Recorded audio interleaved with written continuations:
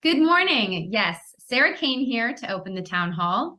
For those of you who just joined us, I just presented the 950 prequel on the Hearst Castle, another lovely location for a vacation. So expanding the theme of the Hearst Castle, let's discuss Julia Morgan, the architect, for our art talk. Julia Morgan was a prolific American architect and engineer. She was the only woman to graduate with a civil engineering degree from Berkeley in 1894. She was also the first woman admitted to the prestigious architecture program at École des Beaux-Arts in Paris. And she was the first licensed female architect in California, working for John Galen Howard before launching her own firm in 1904. So just look around the state, you'll see Morgan's designs in more than 700 projects in a wide range of historic styles. And today we'll be looking at some of her major projects, including the famous Hearst Castle. So after returning from her studies at the École des Beaux-Arts in Paris in 1902, Morgan settled in at her family home in West Oakland. In 1903, Morgan received the commission to build the first freestanding bell tower on a college campus. The tower was called El Campanile, and it was built on Mills College campus. This was Morgan's first major project. The mission-style tower incorporates 10 bells gifted to the college by local industrialist David Hughes. So where the campanile was new and innovative was in using reinforced concrete for this beautiful structure. Embedded with a mesh of steel bars, reinforced concrete can now be seen in just about every new housing development in Oakland and San Francisco. But at the turn of the 20th century, it represented a new frontier of construction. The El Campanile was completed in April 1904, and almost exactly 2 years later, it was put to the test by the great 1906 earthquake. But amidst the rubble, the bell tower stood tall, and 115 years later, El Campanile is still on campus. So in 1906, a massive 7.9 earthquake followed by a fire rocked San Francisco and really destroyed the city. Julia Morgan was hired then to repair the Fairmont because of her innovative use of this reinforced concrete, which could produce buildings capable of withstanding earthquakes and other disasters. So in just under 1 year, the Fairmont Hotel became the city's first major business to reopen following the quake.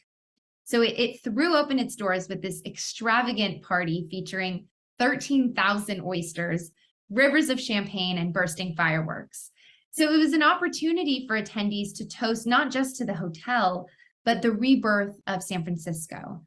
Hence, the Fairmont San Francisco became another one of Morgan's iconic works and would become known as, quote, a hotel so grand they built the city around it. So Morgan really was an integral part in the rebuilding of San Francisco and the surrounding areas. And here's another example with St. John's Presbyterian Church. So following the devastating earthquake and fire, many families moved out of the city to the East Bay. In 1907, people petitioned the presbytery to establish a new church in Berkeley. The Presbyterians wanted to build a church for the lowest possible price, so Morgan and her assistant, Walter Steelberg, produced a modest design that cost only about $1.60 per square foot. The exterior makes a strong but understated impression with its broad gables, stained shingles, and clapboard roof. But built of plain studs and planks of Douglas fir, the structural system of the walls and roof trusses are left completely exposed on the interior of the church. So this kind of structural exhibitionism forms a worship space of great visual interest.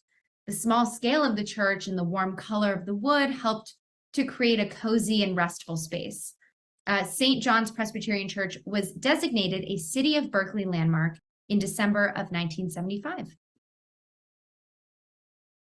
The Ming Huang home was an orphanage for Chinese girls built in 1925 in what was then known as Beulah Heights. So the two-story concrete building has a U shape, and its architecture mixes the Spanish eclectic style with Asian features.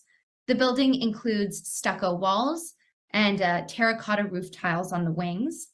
And the central part of the building is capped by a cross gable roof. The building includes casement windows with an Asian-inspired muntin design, which was the design on the windows themselves. And the entryway includes a grand staircase leading to a stone portal. And actually, in 2004, the building was renovated for use as the Julia Morgan School for Girls, an all-girls middle school in Oakland, which is still open today. The arts and craft movement was born to help reform design and bring back quality craftsmanship while establishing harmony between architect, designer, and craftsperson. New buildings were now being constructed of local materials and designed to blend in with the landscape. So structures and their furnishings were simple and elegant and often left unpainted to reveal the natural beauty of the wood. The goal was not only aesthetic, but also a healthy one to bring people back in touch with nature and restore balance and harmony. And Julia Morgan's work at Asilomar exemplified the true style of the arts and craft architecture movement. Her buildings were designed from the inside out with the main character and expression found in the interiors. Open spaces and natural light dominated, with the craftsmanship of the structures becoming the art of the building. The use of local wood and stone was fundamental as well. So weaving patterns together out of lines, colors, and textures, the result was this lovely rhythm that represented the soul of the structure. And today, many of her original buildings, now designated as historical landmarks, still stand as these beautiful reminders of the clean lines and fine craftsmanship of that era. YWCA USA is one of the oldest and largest multicultural organizations promoting solutions to enhance the lives of women, girls, and families. At the time, Julia Morgan was hired to work on Lanai Kea, shown here, and she was not a stranger to a YWCA board. Members knew of her work with other YWCA associations on the mainland, especially in California. And she was also hired in 1920 to design the original Fernhurst location, which was a YWCA on Oahu. Julia Morgan wanted to create a space for women and girls, especially those who were underserved, said Betty Marvin, a longtime employee of the city of Oakland. Quote, she wanted to create opportunities for them, those women and girls who were not welcome anywhere in our society. This is why she created classrooms, so that they could study and learn new subjects, and exercise rooms so that they could build strong bodies. She wanted to design YWCA buildings where they felt welcome.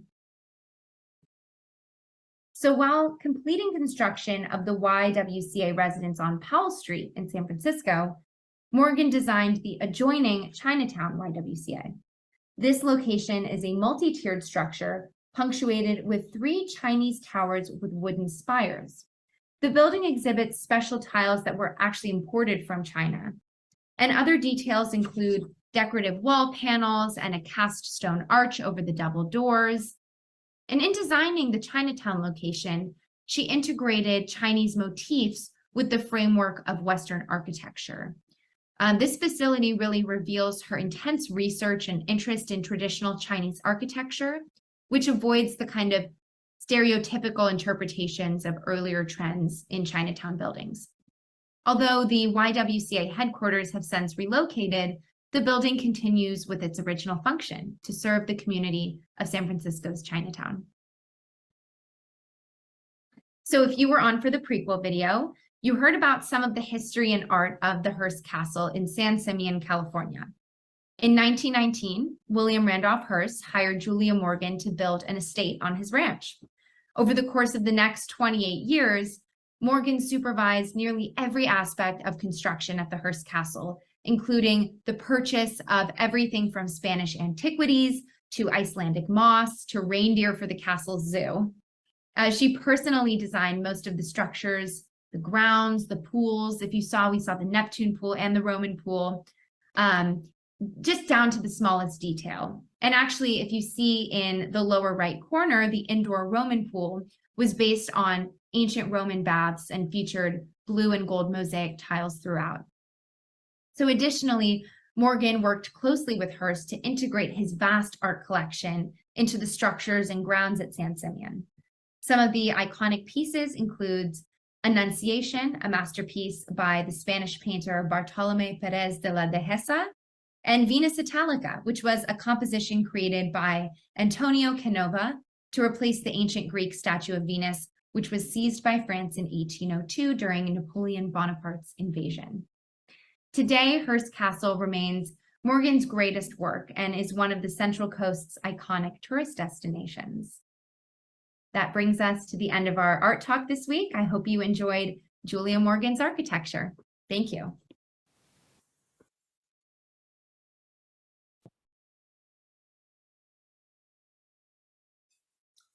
Thank you, Sarah. Wow, it's been a long time since I've been up to the Hearst Castle. Julia Morgan's masterpiece for sure. Now, I'll never forget the dining hall, all wood paneled, purchased from a European chateau, brought all the way over here to California, reconstructed.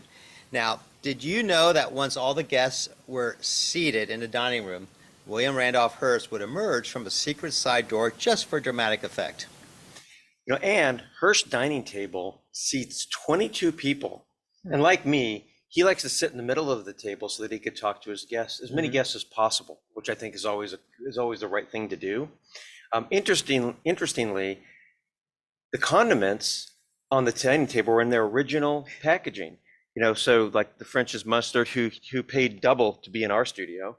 You know, Morton salt, the Ben and Jerry's, the Ketchup. ketchup, Heinz. yes, Yeah. thank you, Heinz 57. ketchup. Yeah, unless you're on the East Coast, Right. then it's called the Hillman's, I think.